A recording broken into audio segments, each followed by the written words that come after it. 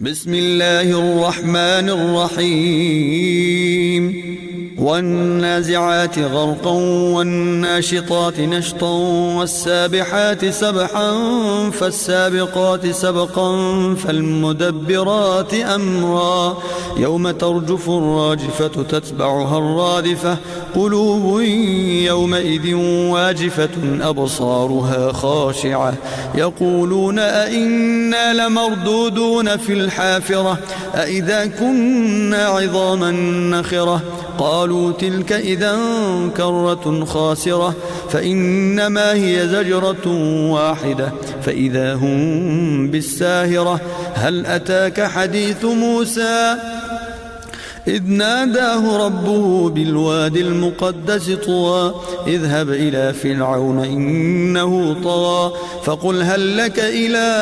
أن تزكى وأهديك إلى ربك فتخشى فأراه الآية الكبرى فكذب وعصى ثم أدبر يسعى فحشر فنادى فقال أنا ربكم الأعلى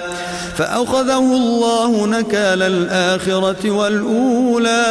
إن في ذلك لعبرة لمن يخشى أأنتم أشد خلقا أم السماء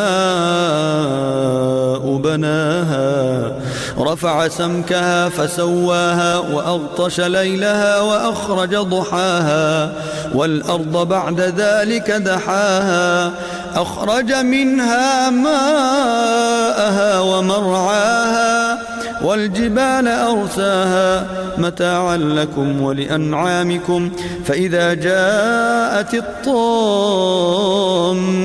الكبرى يوم يتذكر الإنسان ما سعى وبرزت الجحيم لمن يرى فأما من طغى وآثر الحياة الدنيا فإن الجحيم هي المأوى وأما من خاف مقام ربه ونهى النفس عن الهوى فإن الجنة هي المأوى يسألونك عن الساعة أيان مرساها فيما أنت من ذكراها إلى ربك منتهاها إنما أنت منذر من يخشاها كأنهم يوم يرونها لم يلبثوا إلا عشية أو ضحاها